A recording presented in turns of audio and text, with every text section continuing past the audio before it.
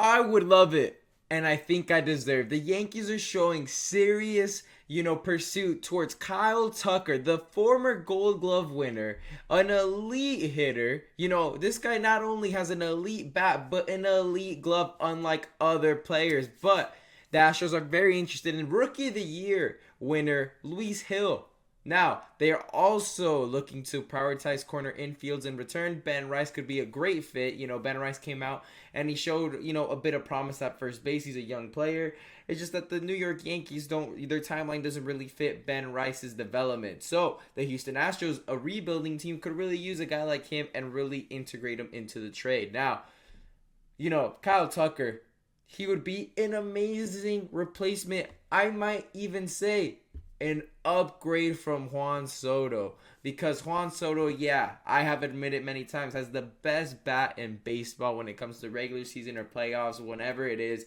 If I had my life on the line, one at bat, I need something, I'm putting Juan Soto out there. But if I need a great play defensively, Juan Soto might be one of the last people I go and get. And this man is 760 million or 765 million, could be up to 805 with the deal he's got with the Mets. Overpay, by the way. But Kyle Tucker, if he goes to the New York Yankees, the only thing is, I'm not willing to give up Luis Hill and, Ben Rice and all these other prospects if he's just going to leave again like Juan Soto once did. But the thing is, let's get into this little comparison, though, before we get into the trade details. This season, this is Juan Soto's best ever year. He was healthy all year. He's had almost twice as many at-bats than Kyle Tucker. Right here, more than half runs, but he's got in the hitting category, Juan Soto has been superior, but that's because Kyle Tucker was injured. As you can see, the difference in at bats, Kyle Tucker's had almost half of what Juan Soto's had, so that is the reason why Kyle Tucker's stats are really half of what Juan Soto's are. But when you check some of these statistical percentages, Kyle Tucker is superior to Juan Soto. Now, one thing that I want to check out right here is home runs and RBIs. Kyle Tucker is, a little bit less than half on the RBIs than Juan Soto. Let's say we were to double it. Just for the sake of it, Kyle Tucker has 98 RBIs, only 11 less than Juan Soto. Let's double the home runs here. Ooh, is that 46 home runs I read?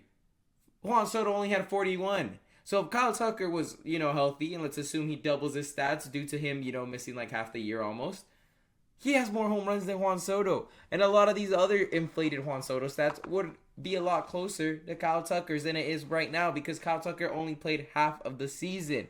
Now, batting average, Kyle Tucker superior. Slugging percentage, Kyle Tucker superior. On base plus slugging as well, he's superior.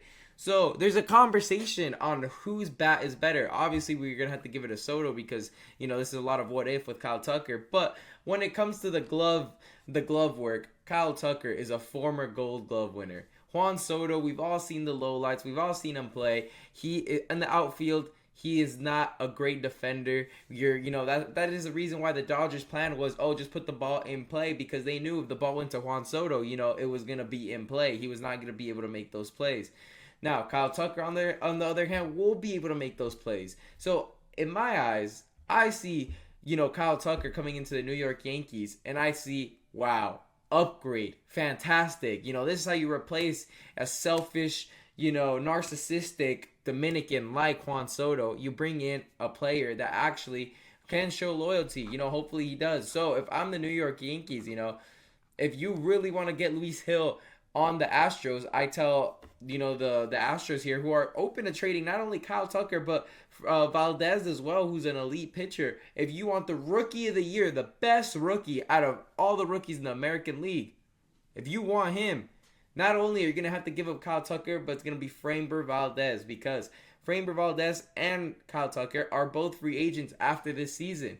And obviously, the Astros will not be contending next season, so they don't need these elite type of players. They're just going to come in and, possibly make the wild card at most, similar season to last year.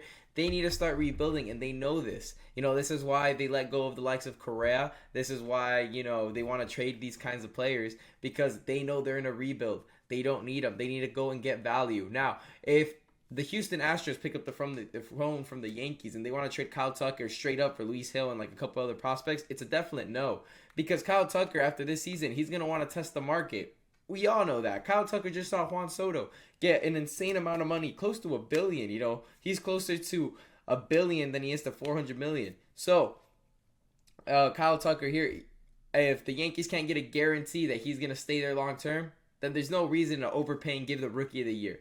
They should be getting a deal with, a Spencer Jones, a Ben Rice, and, maybe a young arm. And that should be enough for Kyle Tucker because not only do the Astros not want to lose him for nothing, but the Yankees would love to get him. So it's a meeting in the middle because the Yankees are gonna have to risk losing Kyle Tucker after a year, and the Astros don't want to lose Kyle Tucker for nothing.